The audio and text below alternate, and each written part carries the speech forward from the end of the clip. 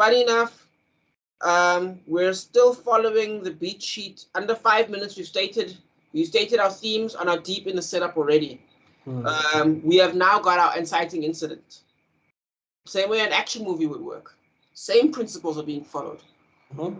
So even though, ladies and gentlemen, even though we are leaving the action genre and the stuff, like we need to do a horror at some point, but even though we're leaving the action genre, we are still following storytelling methods. Do you know what I mean? Right. Cool. Hilariously, her narration declares that this is a moment of choice, which you can either give up or embrace her villain arc. Hilariously, Right.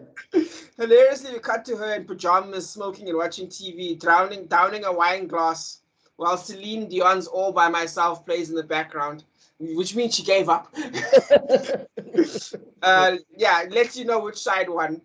It's funny, and in a strange way, this whole song becomes an animated intro. We've discussed animated intro with Justice League Frontier. Yes. And what other movie we talked about where they had an intro?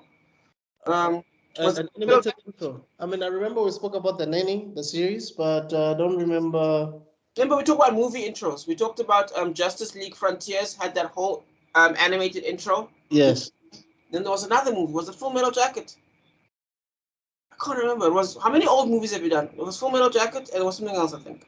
But anyway, yeah, it's like a little intro that kind of sets up what the story is going to be about. Like Citizen Kane. Yes, Citizen Kane. It has its own intro. But yeah, anyway, again, we've discussed this. It's very uncommon to be done, but it's packed with credits, rolling in the background. It works very well and shows a surprisingly complicated performance by Renee Zellweger. Because a lot is happening here emotionally. She's crying, she's laughing, she's acting out, and still lip syncing beautifully, by the way. P.S. This is me in the shower every day. She is basically every director's dream.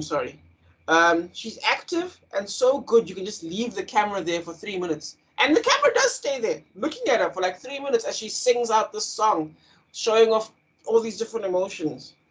Right. Yeah. So I think she is a underrated actor. Like I legitimately watched this and I was like, oh yeah, she can act. You know, there are people who have been robbed of certain film projects. Like I'm talking about like winning Oscars. Yeah. She should have won an Oscar for this movie. I'm telling you, she should have. Just like how Denzel should have won for Malcolm X. Yeah. She should have won, not for Judy. I'm not saying that Judy was horrible. I haven't watched it yet. I cannot say anything about it. But she deserved an award for this specific movie.